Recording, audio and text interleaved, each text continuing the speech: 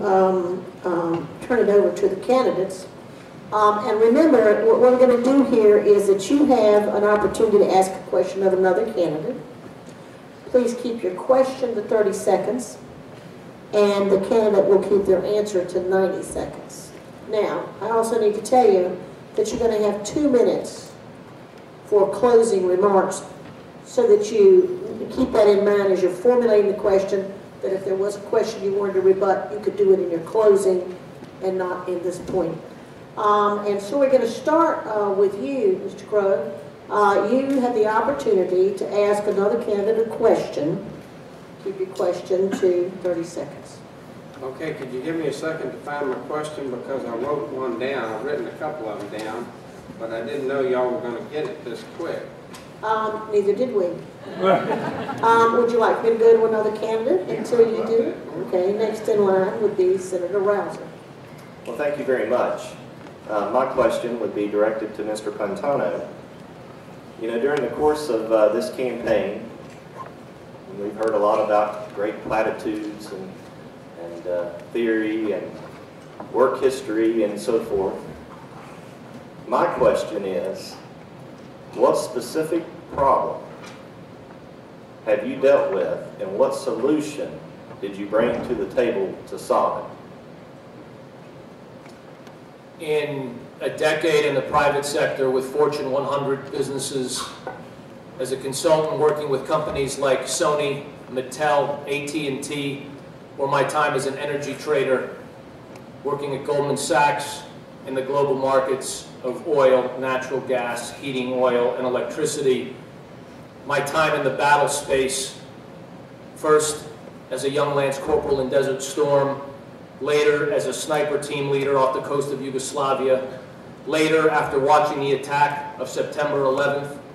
Maybe then I saw a problem of our country being attacked by jihadists that had slit the throats of stewardesses and bound their hands with zip ties. And I guess then my decision was a decision that millions upon millions of men and women have made at various times in our country's history. And I sought to solve the problem with my body, with my heart. As Isaiah 6:8 says, send me. So when I stepped up and was an infantry platoon commander leading Marines in Fallujah in 2004, we were solving about 1 million problems a day. In the time I've worked after that, solved crises, solved problems, I guess one of the problems that I have to handle is how to be a compassionate father that loves his children, that wants to give them what they want, and yet knows that it's the very act of me disciplining them and not giving them those things that can be the challenge and provide them that better upbringing. That's a challenge and a problem that I try and solve every day. Thank you, Mr. Pantano. Thank you. Mr. Crow? Got my question right here. Mike McIntyre, and we're out to beat him, Mike McIntyre voted against cutting Social Security. I'm asking Mr. Pantano this question. He voted against cutting Social Security contributions. And as you know, he can bring this subject up occasionally. And realizing Social Security withholding has been reduced by 2%. If you would if elected, would you vote to reinstate the contributions, increase Social Security contributions 2% to the previous level? I would look at Social Security in the context, and you've heard these expressions before, our basket of entitlements. And I agree with Mr. Crow that it's not appropriate to have labeled Social Security an entitlement, especially when people pay into it. But it's something that we use to describe this growing debt bomb. Because when we talk about the $16 trillion that we face in debt, that's the securitized debt that's been bought and sold and traded. We face a $60 trillion unsecured debt, which is the liability for these programs, Social Security, Medicare, and Medicaid. Social Security needs to be reformed. I'm not going to speak to a specific up or down vote. I'm not familiar enough with the specific vote that you're talking about. I will say that as somebody that has taken a position and has been willing to take a position in support of a particular plan, that support has cost me. When we hear career politicians answer or ask questions and evade actually taking a stand on where is it, what budget would they support, what would they do, the Paul Ryan budget addresses these things. And I point to that because this is a program that the Democrats have been attacking. In fact, our Star News attacked it with cartoons, attacked it with Paul Krugman editorials. They suggest that the Republicans are trying to balance the books of Social Security on the back of the poor, and this kind of demagoguery continues. And so I've taken a stand in support of this budget, and it does a number of things to address the solvency of Social Security. We look at individual retirement accounts as an option. The idea that you or all of you pay in, you ought to be able to keep some of that. There's more, go to our website. Thank you. And now, Mr. Pantano, you may ask a question. Mr. Crow, as we've discussed, I have some experience in the energy markets. I've seen price action. I've seen when Saddam Hussein rattled his sabers, the price of oil would go up. And then I knew that he had people that were selling it on the global markets.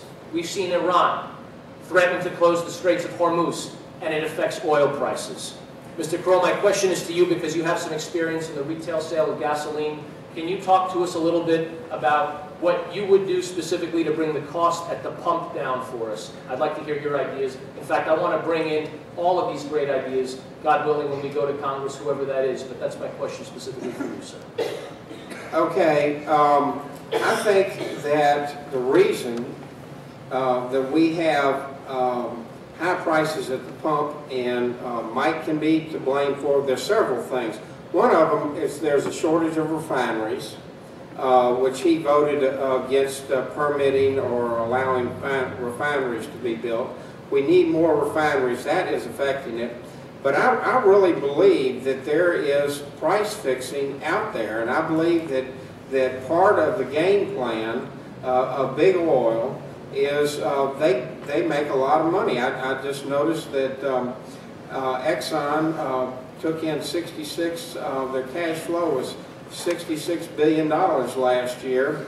They are not broke, but when we go to Libya and we're taking oil off the market, we are hurting ourselves because it's increasing the price at the pump. So one thing that I would do, and there is plenty of oil around us.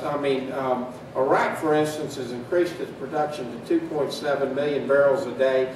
One time it was 4.5. They're saying it's going to go to 15 million barrels a day. We're almost current right now. There's no reason for our oil to be as high as it is with natural gas at $2 an MCF. To me, it relates to going into countries and taking oil off the market and price fixing. So I'd break up oil companies. Exxon would be in the littlest pieces. They couldn't even find it. I would make one gasoline truck owned by Exxon and one by Shell. They would be splintered to help bring the prices down. Thank you, sir. Gentlemen, we are going to move on to our closing remarks, and as Representative Justice had said earlier, we're going to extend the period of time for your closing remarks to 2 minutes each. So our timekeeper will want to do 2 minutes on the closing remarks. And this will give you a chance to maybe potentially rebut anything that anybody may have brought up earlier. And we're going to go in reverse order of the opening statement. So for, ladies and gentlemen, for his closing statement this evening, candidate Ilario Pantano. Mr. Pantano. I applaud all of you for being here tonight. Democracy, freedom, it's like sausage. Everybody likes it and nobody wants to know how it's made. This is how it's made. You taking your time on a school night to come out to hear, to compare, to stand for one candidate or another, to work for them, to advocate an idea. I salute you all, whatever team you're on, because in the end, there's only going to be one team and we will all work together. This will get sorted out in 3 weeks, and then we will be unified to move forward to take our country back. I'm confident of that. I'm running for Congress for 4 reasons. 3 of them, have a bouncing microphone. 3 of them are things that I want to do when I get to Washington, God willing. 1 of them is something that I want to do to Washington. The 3 things are grow our economy. We can do that by